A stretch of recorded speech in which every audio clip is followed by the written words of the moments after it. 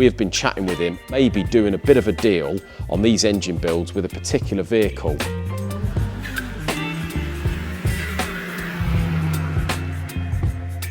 Right guys, welcome back to Bareham Engines. At the weekend, we had a couple of customers come down. We had a customer come down to pick the Honda engine up over there. So he's paid for the bottom end. What we had to do was strip this bottom end, just check everything, put new bearings in it, just go through it, balance the crank assembly. We've got a trick clutch, but this is a K20 and it's going to be turbocharged. So he's come to pick it up. He was going to build it, but he said, look, really, the cylinder head is an unknown. We've got a box of bits here for it. And he said, to be honest with you, go through this, see what's good, see what's usable, and I'll just give us a price to put the cylinder head on, time it all up. Bear in mind, it's going to be turbocharged. So I think it's a little bit of a bit to this. So obviously we're going to have to run for everything, see what's good, go through the head. He said something about the rockers being a bit worn or whatever, but yeah, we're going to make a good head out of this lot, and then we're going to price him up to sort of assemble the engine really. So yeah, quite exciting one that. Also, our friend Malcolm was over, and Malcolm owns the Pre Crossflow engine. You've seen it in previous videos. This is the Cosworth Pre Crossflow from the Lotus 7. Now, I do believe Malcolm is going to build a trick engine for his Anglia. And I think what he did with this, the intentions was he bought it, supposedly all been done.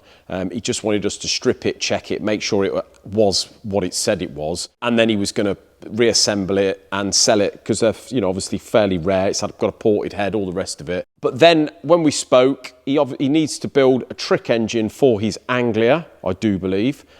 So we were toying about changing this. We've talked about parts. We've got some acrylite pistons, all the rest of it, trick bits. He got a steel crank and 8-section rods. And we were going to build this Cosworth motor into the race engine for his Anglia. But now he's decided, having come up on Saturday and had a chat with me, we're going to do the original plan on this. We're going to put this back together. And he's going to sell that because this is going to be worth decent money. And then we're going to build another one. He's bought us a head, a block, and this is going to be his race engine. So he's bought a series of parts down here. We've obviously got the trick pistons. We've got the vernier cam timing, pulley and all the rest of it. Obviously the steel crank trick rods to go in this one. We've got to do a lot of head work. We're going to go for the ductile iron liners in this, and we're going to bore those liners out for those pistons, and we're going to make it, a higher compression ratio, all the rest of it. So really exciting. But since he got back from paying us a visit, we have been chatting with him. He's got various vehicles, Malcolm has. We have been chatting with him on maybe doing a bit of a deal on these engine builds with a particular vehicle. The only thing I'm going to tell you at this point is it is a track car. It's a car that I've wanted for quite some time. I had one actually about probably 15 years ago. Absolutely loved it. We want to buy it for two reasons. One, we want to do some track days. We want to take you guys with us and show you that. But we also want to use it as a bit of a project, really, a bit of a project for the channel. So our intentions are we're going to be building another motor. We're going to be changing the styling of the car. It's already, as I say, it's already a track car, so it's got all the inside, the cage and all the rest of it, but really excited for that. So yeah, looking forward to showing you guys what that's all about. Over here, Paul has been cracking on with the Crossflow engine.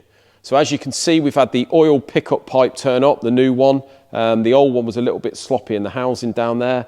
As you can see, we've got the vernier pulley, the trick rods, ported cylinder head, higher compression, and the camshaft is a full race one, really. It's going in a Mark 1 Escort. This is a wide arch. We've spoke with the customer, and as I've said to you before, we're going to be joining him at Castle Combe probably and having a go in the car. So we'll take you guys with us, and once this engine's built, you can see what it's all about and see what it goes like. Right guys, as you can see, I've got one of the cylinder heads for the Jensen V8. So this is the big 7-odd litre one, and the customer informed me he wanted them unleaded. So what we've got to do, put the hardened valve, exhaust valve seat inserts in there. So this one here you can see I've machined out, and we're going for a 1/6 thou interference, as we normally do on this diameter.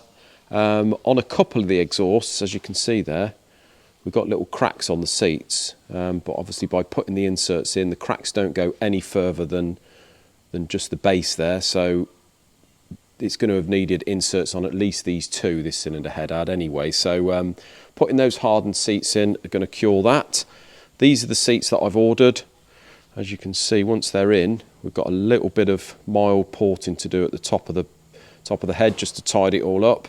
But we're going to get those in a minute with our sort of compound glue, and then we can set it up on here. And this is one we've done earlier, so you can see the inserts are in. You can see they've probably got about 1/2 mil aside to take out just to port in, which is going to obviously help the flow of things. So so yeah, I'm just set this up. I'm going to cut the inlets, and then what I do is I put the inlets valves in, measure the heights, and then get the exhaust to the same height, so we know that once the valves are in, the back of the valves are all going to be sitting the same height. So we'll get these inlets cut, get those valves in, and then we can start on the exhausts. Right, so we've got the MG all back together now. Isaac's just going to give it a wash. We only had one little issue, bit of a leaky gasket on the thermostat housing, but what we've done is just block the PCV where the PCV goes. The garage has got the new PCV, so they're going to put that on, but we're not going to run it for too long because it looks like it's running hell of a rich. But that's probably due to it being set up on the carbs with the PCV sucking air, so it's bound to be. So we're not going to run it for too long. They're going to have it back and obviously put the new valve on and set it up. You can see that gasket's not leaking anymore, mate, isn't it? No, yeah, it's good now. So yeah, we're going to get this loaded up on the trailer and over there, and we're going to take this back to the customer and let them set it up. The customer said as it was set up before, but obviously it was drawing air, he said it was okay on the sniffer, but it's definitely running very rich, and as you could tell by the bores before, it was overfueling good and proper. So now we've got sort of no blue smoke, but as you can see, a bit of black smoke there, so it's running very rich. That'll do, mate, but no blue smoke, which is all good. This year, especially in the spring and the summer, we do want to start introducing you guys to some of the vehicles running with engines that we've done. Paul, Isaac and myself have been having a chat lately, and obviously now the channel is properly up and running and we've got into the routine of doing it and what have you, and the sort of content that we're going to give you guys. I think it's only fair now that you start seeing some of these engines that we've actually built, rather than just the ones that have come back for whatever reason. We seem to be getting a little bit more, I don't know whether we go through stages of reading the comments. I mean, the boys read them more than I do because obviously I just haven't got the time.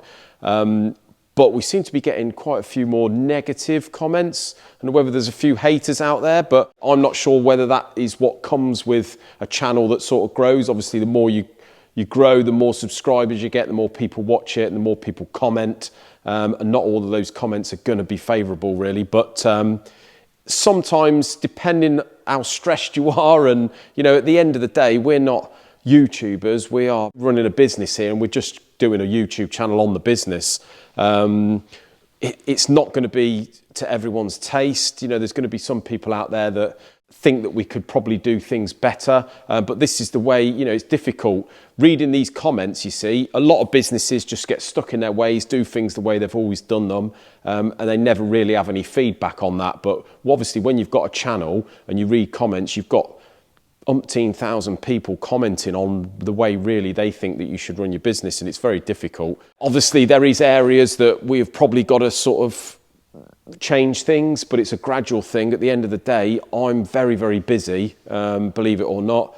That's why I've got Paul in. Isaac obviously is still an apprentice, so I've got Paul in to sort of do more of the building so I can concentrate a bit more on dealing with the more work that we've got now because of the channel, and doing the content, you know what I mean, and editing the videos. So yeah, it's very difficult. It's a big change for all of us, and I'm sorry if some of you guys don't sort of agree with the way we do things, the workshop, the processes, the cleanliness and this, that, the other, but you know, it probably looks a lot worse on the camera, I don't know. But yeah, as I say, if you are one of those people that we seem to see the same names that only ever give negative comments. And my advice to them is there's plenty of other stuff to watch out there, guys. We just want to cater. We want to show what we're showing. We want to show how a business is run generally, not just the machining processes. So it's a general sort of cater as a business. We just want to show how a business is sort of run and what happens in the day-to-day running of it, really, the goods and the bads and all this. But as I say, back to the beginning, I think it's only fair that you guys see some of these cars that we do engines for, because there is some smart ones. Isaac was saying today, actually, he said that it almost seems like some people think that we probably do about 2 or 3 engines a month and we see 2 of them back, but it's not the case. We do loads of stuff here. You know, it's not just the full engines. We do cylinder heads and, you know, crank grind. We do loads of work. And the engines we get back, I can't emphasize enough. The reason I put them on the channel is because just to show you how we sort of deal with customers and the problems you get and the process you have to go through when you get engines back. But they're not always warranty claims. It's not, very rarely is it anything that we've done, believe it or not, if you actually watch the videos properly. So yeah, that's the plan, guys, for this year. We want to show you some of these vehicles. If you're really interested in the channel, guys, just stay tuned. We really, really appreciate it. Well, that's it for another video, guys. Thanks ever so much for watching yet again. Until Friday's video, have a great evening. Enjoy the sunshine while it lasts, and we'll see you then. Cheers, guys.